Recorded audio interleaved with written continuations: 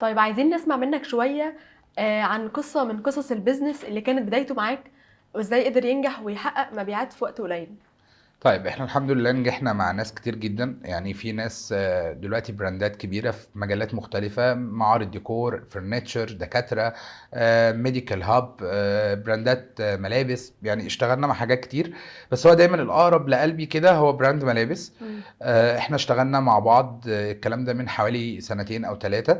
بس بصراحة هو اونر بيزنس. انا دايما بقول برضو ان الاونر بتاع البيزنس دايما هو 50% من نجاح البيزنس نفسه. اكيد. الراجل كان عامل بيزنس فيه نقط اختلاف. هو كان براند ملابس حريمي، بيشتغل بالكتان، بيحاول يصنع الموديلات بتاعته من الكتان. الديزاينز بتاعته كلها هو اللي عاملها بنفسه لان هو فاشن ديزاينز، فقادر يعمل موديلات مختلفة ينزل بيها السوق المصري، الناس مش بتشوفها كتير، فده كان نقطة تميز بالنسبة له. مم. الكوست مقارنة بالبراندات اللي بتقدم نفس الحاجات دي او هتكون مستوردة من بره تعتبر اقل، فدي كمان كانت ميزه تنافسيه. بلس طبعا الكواليتي كان اهم ميزه عنده.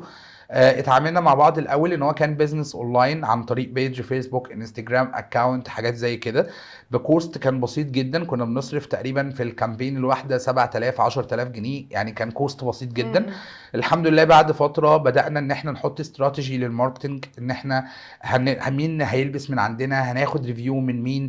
طيب احنا كنا الاول بنشتغل بصور لموديلز اجانب، مثلا صور جايه من بره او حاجات شبيهه او صور بالجرافيكس. بدانا بعد كده ان احنا نحسن من مم. الكونتنت، ان احنا نعمل كونتنت قويه، نعمل ميديا برودكشن للسيشنز بتاعه المنتجات بتاعته بطريقه قويه جدا. فطريقه عرض المنتجات نفسه كان من نقط نجاحنا اللي اختلف. قدرنا مم. يعني كانت مختلفه فنجحتنا كتير.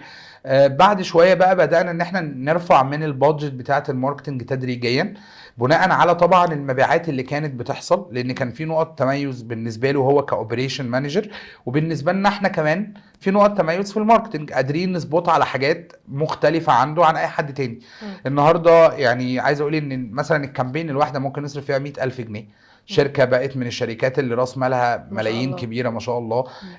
بقى عندها فروع قريب جدا، بتدي فرنشايز جوه مصر وبره مصر، حلو قوي. فالشركه هتتوسع اكتر.